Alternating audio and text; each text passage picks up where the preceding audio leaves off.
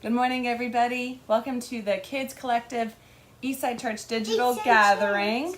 Today might be a very special day. Many people are celebrating Mother's Day today. And this is a great opportunity to celebrate your mother and bring them flowers and write special notes and make them just feel so loved. It's also important for us to talk about how we could celebrate any type of motherly figure today. So maybe you have a grandmother, maybe there is a grandfather who is your caregiver and loves you. Maybe you have a father who needs to be celebrated today too. And I think that it's a really good opportunity for us all to celebrate those people who are loving us and nurturing us. And we oftentimes learn how to be a mother from God. So God created us and gave us the first breath of life in us. Mm-hmm. And oftentimes we talk about God as a father, but God is also the mother and has a lot of kind of those qualities as well. And so today, for whoever you are celebrating today, we celebrate them, and we thought it would be special to send some loving kindness thoughts their way. So what I would like you all to do in your home is to sit straight up. Boys, can you show them how to do that? Sit straight up. Take some deep breaths. Scoot in. We're going to sit mindfully, so we're going to stretch, sit up straight. Kyler's really good at this. Don't lean on anything. Sit up straight. Body relaxed. Let's take 3 deep breaths.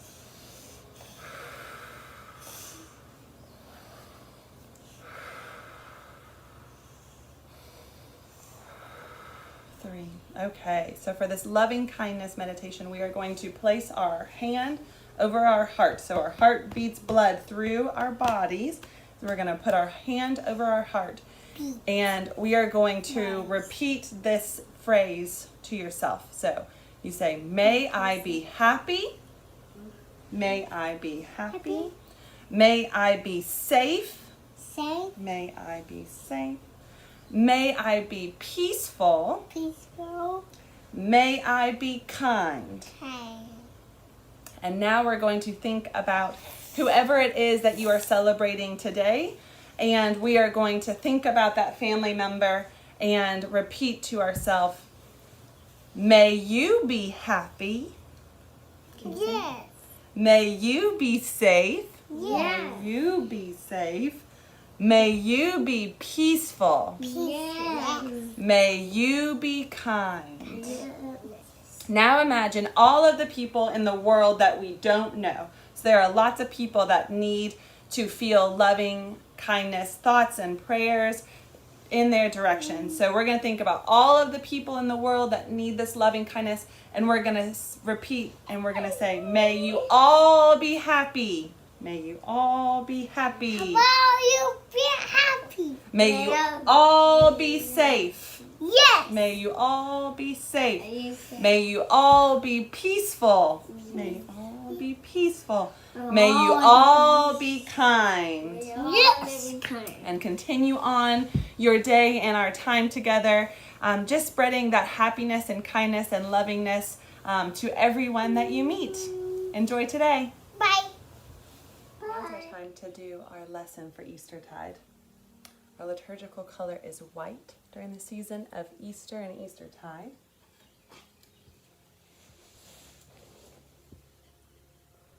On the first day of knowing Jesus in a new way, the women went to the tomb. Mary Magdalene was not a mother. She was a good and strong friend. They carried spices with them to finish the burial of Jesus and wondered how they would get inside. When they came to the tomb, the stone had been rolled away, so they looked inside. What they saw was nothing but the white linen cloth that had covered his body. They went back to tell the others, but most did not believe them. Peter, being Peter, jumped up and ran to the tomb. Some say John ran too and got there first. He waited for Peter, and they went in together. They could feel his presence in his absence, but Jesus was gone, truly gone. Mary Magdalene came up and stood outside crying. Peter and John went back, but Mary stayed. "Woman, why are you crying?" Through her tears, she saw two men dressed in white. "They have taken my Lord away," she said, "and I don't know where they have put him." At this, she turned around and saw Jesus standing there, but she did not realize that it was Jesus. He asked her, "Woman, why are you crying? Who is it that you are looking for?" Thinking that he was the gardener, she said, "Sir, if you have carried him away, tell me where you've put him, and I will go get him." Jesus said to her, "Mary." She turned toward him and cried out in Aramaic, "Rabboni," which means teacher. Mary must have stepped forward because Jesus said, "No, you cannot hold me. I have risen, but not yet ascended." Then he was gone. Mary went back to tell the others. That was the end of the first lesson.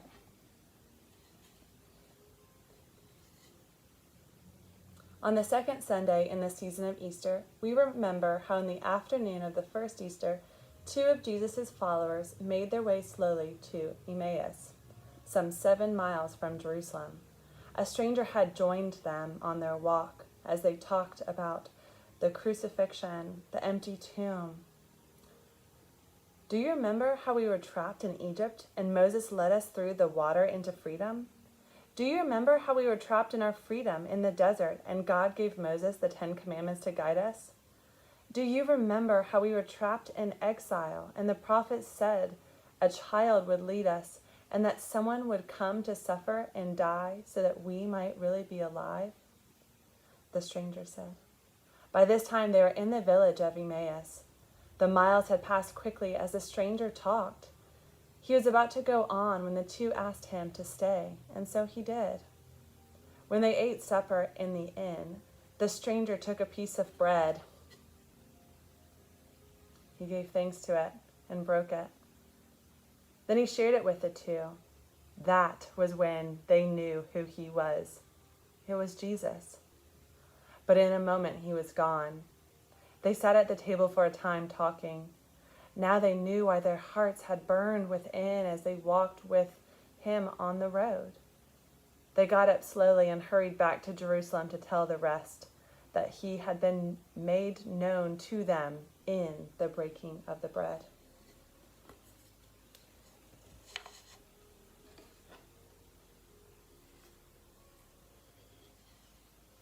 On the third Sunday in the season of Easter, we remember how one night it was dark in Jerusalem when the disciples gathered in the room with the door shut. They were afraid that the soldiers would come and take them like they had taken Jesus. Someone said, "Peace be with you." They looked, and it was he. It was Jesus. At first, they thought it was a ghost, but then he talked with them. They saw his wounds. He ate a piece of fish and opened the scriptures, just as he had done on the road to Emmaus. Finally, he said again, "Peace be with you," and was gone. Thomas had been away that night. When they told him the next day what had happened, he did not believe them. He had doubt in his bones. "I won't believe until I can touch his wounds," he said. And why wouldn't he have some doubt? Their minds were stretching and stretching to be big enough to know Jesus in this way. It was all so different and so strange. 8 days had passed. The disciples again gathered in the room with the door shut. This time Thomas was there. A voice said, "Peace be with you." It was he, Jesus. And this time he got right up and went to Thomas, held out his hand. "Touch me." All Thomas could do was fall on his knees. "My Lord, my God." Jesus looked at him a long time. "Do you believe because you have seen?" He then slowly looked around the whole circle and said, "Blessed are those who have not seen, and yet believe."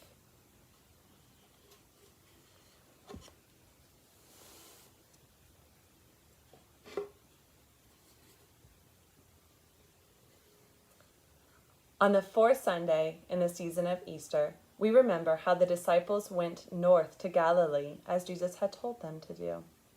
It was a long journey, some 8 miles. It took about 4 days to walk. Many of them were fishermen, so they went to the Sea of Galilee to rest. This was a place that they knew as boys. They had fished with their fathers in these waters. Suddenly, Peter stood up and said, "I'm going fishing." The rest went with him to prepare the boat. Soon they pushed out into the lake, and the sail filled with wind. They fished all night, but they caught nothing. Still, the sounds and smells of the lake comforted them. They were home. In the morning, the sky turned pink and then blue. They could make out the shore and someone standing by a fire. They could see the smoke and the red glow from the charcoal burning. There. "Have you caught anything?" All they could say was, "No."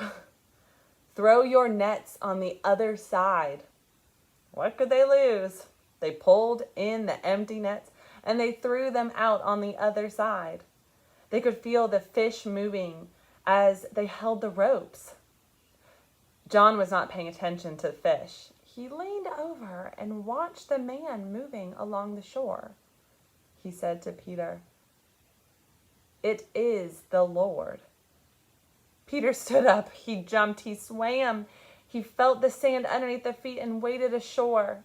The others turned the boat toward the land. The nets were so full of fish that they could not pull them in. So they dragged the nets full of fish behind the boat. As they walked toward the fire, the stranger called out, "Bring some fish." When they gathered around the fire, the stranger was no stranger. They all knew it was Jesus, but they were afraid to say anything. "Have some breakfast," Jesus said. There were fish cooking on the fire. He gave them fish and bread. They talked as they ate. The fish and the bread also tasted of home, so good. Then Jesus asked Peter, "Do you love me?" "Yes, of course." "Feed my lambs." "Do you love me?" "Yes," Peter said. "Tend my sheep." "Do you love me?" "You already know I do, Jesus."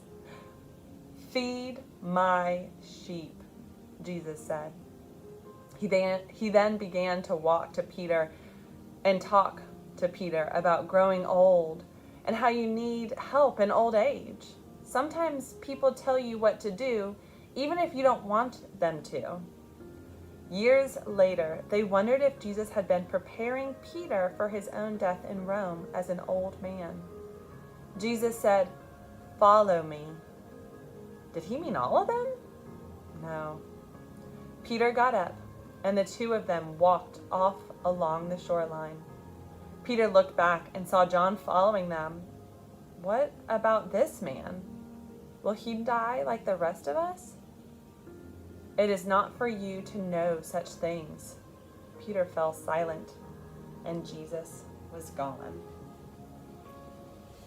Now I wonder, have any of y'all gone fishing before? Was it fun? I wonder if you have caught any fish. I wonder if you have caught netfuls of fish that you could barely either reel it in or pull it in. I wonder if we ever wonder if something's going to happen to us and yet have to be patient and trust God. We have to just listen and be willing to try new things and to do what God is calling us or leading us to do. Wonder how Peter felt. I wonder if there's anything in your rooms or in your house that helps you tell more of this story. If so, I would love to see a picture of it or get an email with what it was that made you think about this story. Maybe you have a fishing pole or a lure or a net. Maybe you ate fish this week for breakfast or lunch or dinner. Maybe not breakfast like they did. I wonder how this story makes you feel. I can't wait to hear your responses. Hey everyone, it's Roxy and Kyler and Eli, and we have a fun craft that goes along with today's lesson. So in today's lesson, we learned about how the disciples were fishing in a boat and saw Jesus, and Jesus said, throw your nets over on the other side and catch fish there. And then they cooked the fish and ate fish with Jesus on the beach. And we are going to make ourselves some fish out of toilet paper rolls. So you see these very simple toilet paper rolls. We actually had one that was a paper towel roll, and we just cut it into 3 so that we had more of these. And we are going to make a fishing game. So it's kind of a craft and an activity. So parents, this should take like 30 minutes of your kids' time and will be super fun. So we'll give you a little tutorial, and we have our goats and chickens out, so you might see them as well. All right, join on. So the first step will just be to paint or color or draw on your paper towel rolls. So Kyler is going to get mixes of colors of yellows and reds, and that's what color our fish are gonna be. So first, just get busy decorating your fish body. Hey chickens. Paint, paint, paint, paint. Okay everybody, we got our toilet paper rolls all nice and dry, and then I just took a Sharpie. You can take any kind of marker, and I just made 2 eyes on either side. And now we are gonna go through and give the fish some scale. So we just have some crayons. We're gonna do a U shape. U, U, U, U, U, all the way around. U.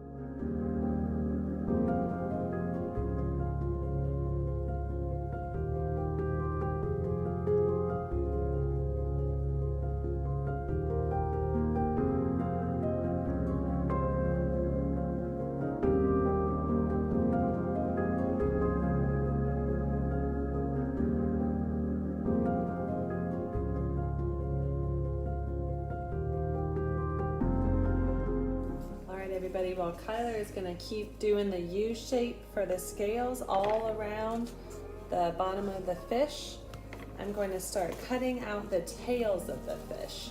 So we just have some tissue paper that we had laying around, but you could also use construction paper and cut out tails, or you could use just regular printer paper and draw pretty designs on that, and then attach it to the sides of the fish for little fins going out both sides.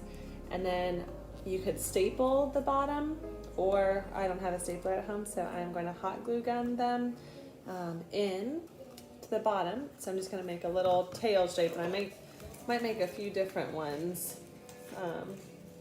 just to show some different ways that fish can have tails. We have some goldfish that might have like a more traditional kind of tail shape. So I'm gonna go up and down and up. And that's gonna be one fin or one tail. Yeah, hold on. And there's like a little fish tail. And then I'm gonna make another kind of fish tail that's a little bit more whimsical and kind of streamery, like a betta fish.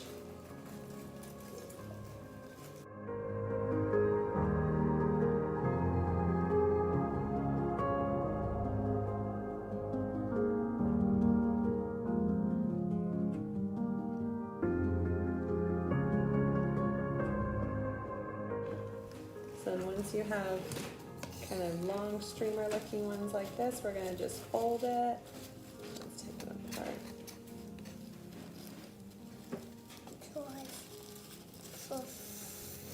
And then Eli's going to draw some fin shapes too. But then same thing, we'll just hot glue gun it flat on that one side, or staple it on this side, and put the tail in that way. See how it's kind of long and flowy like that? That's what we'll do with that. See you soon. Okay everybody, we have our tails on our fish and the scales. So that's Eli's scales that he drew. Kyler has some scales on there. So you see our fish eyes, the scales on the body, and then the long tails. We decided to go for some long flowy tails, more like a betta fish. And then we're using the this shape we've cut, and what we did is we took some scissors. So this is where an adult will need to help you, and you could use an X-Acto knife or scissors and just pop a little hole in there, and then take your fin shape and stuff it in there. We'll probably add a little bit of hot glue gun on the inside, just so it stays through our rough boys playing with it. But there's our little fish. And then we will take our paper clips, and we have some white ones, some silver ones that we just found in our drawer. And we will put that on because that is what is metal and what will attached to our magnet. So that was a magnet that we had just off of a refrigerator clip that no longer stayed in the clipping board, so we're recycling everything and reusing it, and we see that that helps. See how that holds on to the fish? And then we'll just hot glue gun and tie around a piece of string from the magnet to a stick, and then that'll be like our fishing pole for our fish when we go fishing, just like the disciples did. Stay tuned. All right, everyone, we're in our kitchen so that we're by our outlet, and I have my glue gun, and I'm going to just squirt. Again, this is something that an adult needs to do if you're using a hot glue gun. I know. He has a glove. I'm going to just squirt a little bit of hot glue on the insides of the wing, so you can see that's where we put our little scissor cut hole in there, and then just glued our wings to the inside. Put their paper clip on, so then it will attach like that. So we're going to just do it one by one just to reinforce. So a little dollop.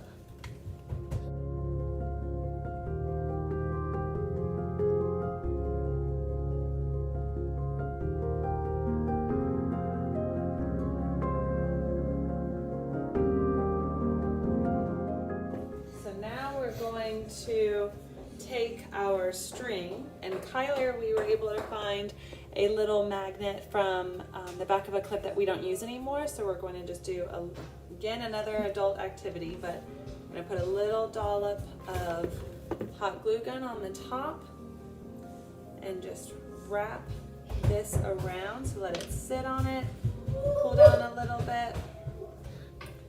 We're going to wrap it around, and then Kyler, if you can get your stick, your long fishing pole stick. So we went on a nature walk and found these in our yard, and we're going to just tie it, and then just to have a little bit of extra reinforcement, because we're a little rough on our sticks and our playing, we're going to take it and put a little bit of hot glue gun on where the knot is, and then wrap it, and then hold it tight. And then we'll do the same thing for Eli so that they both have their own fishing pole. And then it should work to lift up our fish on our fishing pole. So you'll see a game. See? There we go. Have fun. Okay, everyone, we're outside on our front porch, and we have our fish done and our two fishing poles and our fishermen. And now they're gonna just spend time with their magnets trying to catch fish. Oh. There, Kyler got one. Disciple Kyler. All right, Eli. Yeah, try to line up your magnet with a paper clip on the front of.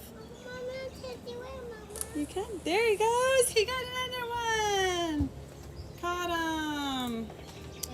Try to line up the magnet. Oh, you got him. Oh, almost, Eli. There we go. So we hope you guys have fun. Boys, can you say have fun, fishermen and fisher ladies? Very focused. Or the sharks. Catch a shark. Bye.